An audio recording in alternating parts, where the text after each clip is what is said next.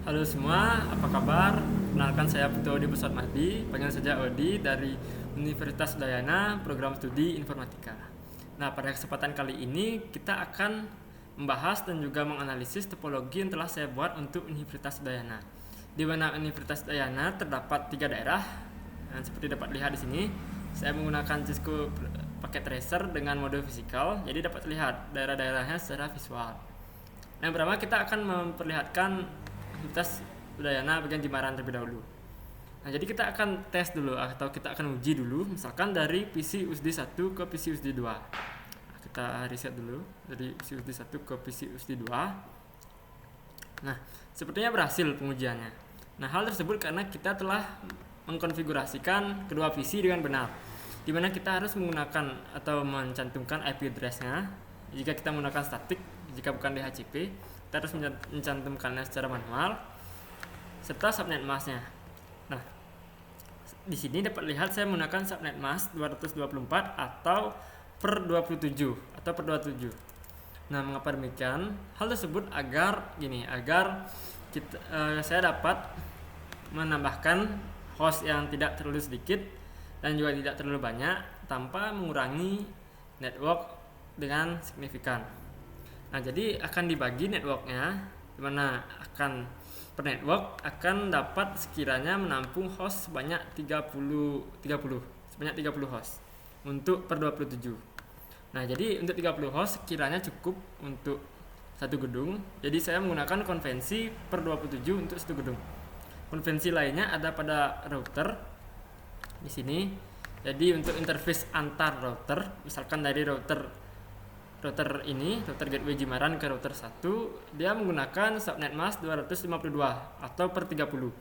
Nah, untuk subnet mask ini hanya bisa menggunakan atau menghadiri layanan untuk 2 host dan juga network yang sangat banyak.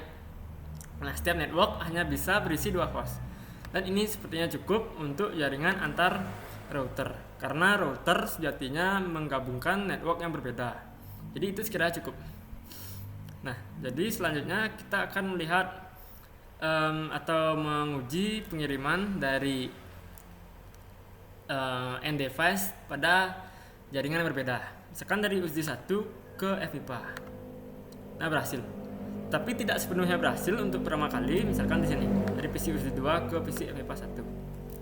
Dia berhasil juga. Misalkan yang belum kenal PC USD 2 ke PC FIPA 2. Oh, sepertinya sudah kenal. Nah, jadi ada sebuah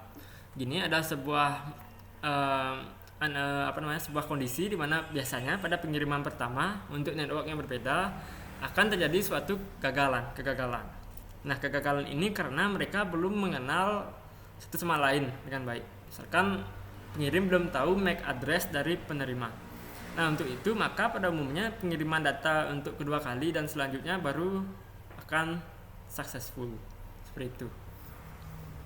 Nah, juga kondisi lain mengapa kedua network yang berbeda ini berhasil karena kita menggunakan konfigurasi yang tepat, di mana dimasukkan default gateway untuk LAN area ini, di mana default gateway adalah interface yang memberikan layanan terhadap local area network tersebut, yaitu interface dengan IP 0,1 dapat lihat sini. Sama juga untuk pada gedung FIPA menggunakan default gateway yang tepat, yaitu 0,97 yang telah ditentukan pada routernya, pada interface ini. Jika ingin dilihat di sini 0,7 terjadi. Nah, sekarang misalkan kita mengirim dari PC FMIPA 1 ke rektorat 5 misalkan. Nah, kita kirim dari rektorat 5 ke PC FMIPA 1, dia successful. Nah, jadi seperti jika dapat dilihat, kita melalui 2 router selain router utama atau router yang memberikan layanan atau gateway-nya. Nah, mengapa demikian? Nah, jadi seperti yang kita ketahui, router hanya mengenal network yang bertetanggaan, yaitu di sini ada network 0 dan network sepertinya 1.12 dan juga network 1.14. Mengapa demikian? Jadi ini router ini dibantu dengan static routing. Nah, kita masukkan di sini network yang belum diketahui dari router gateway Jimaran, yaitu di sini network ini ada 1.0. Jika dilihat di routing table-nya, kita lihat ada network 1.0. Nih, network 1.0 dengan subnet per 27 di sini melalui 1,5. Melalui nih 1,5. Nah, jadi kita masukkan itu secara manual agar dapat diketahui bahwa ada network 1,0 yang dapat diakses melalui 1,5. Sama juga untuk network 0,64 di sini 0,64. Jadi dia ada dan dapat melalui interface dengan IP address 1,2 di sini. Itu adalah static routing. Nah, kita juga dapat menggunakan RIP routing atau dynamic routing bisa saja dengan memasukkan network yang bertetanggaan saja di sini untuk setiap router dan akan terjadi secara dinamis.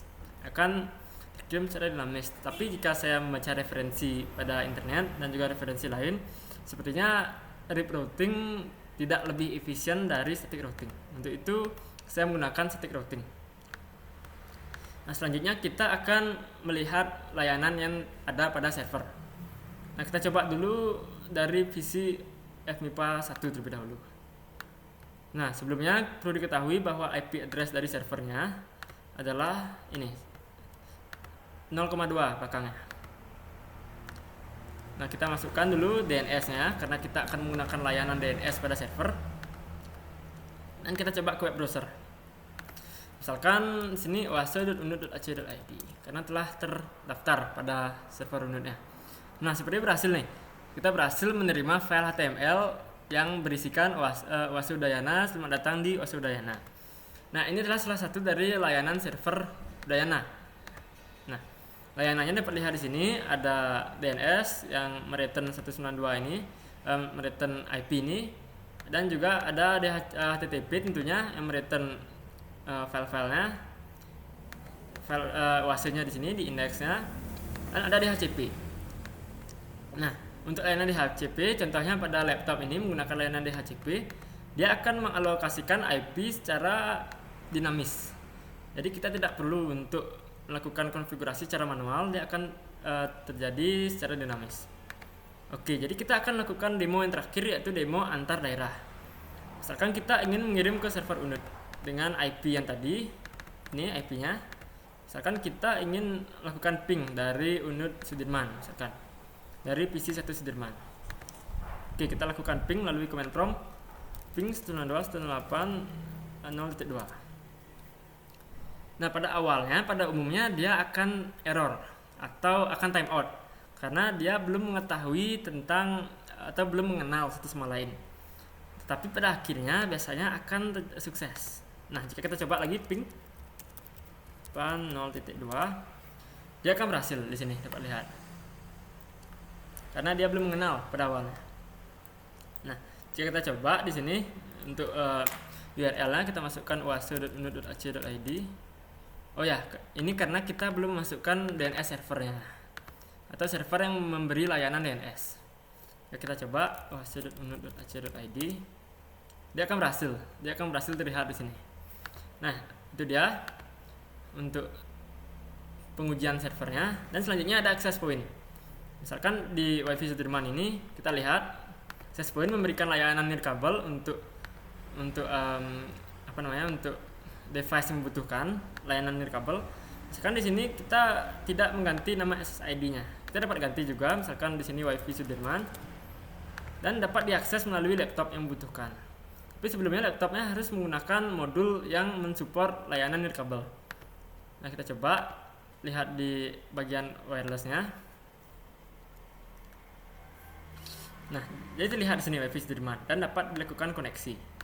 Nah, misalkan di sini pada ini juga ada pada USD, kita kirimkan. Dia tetap berhasil karena telah terkonfigurasi seperti tadi. Nah, sekian dari arsitektur Universitas Udayana, semoga bermanfaat.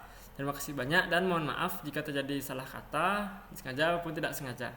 Untuk itu saya ucapkan terima kasih dan semangat.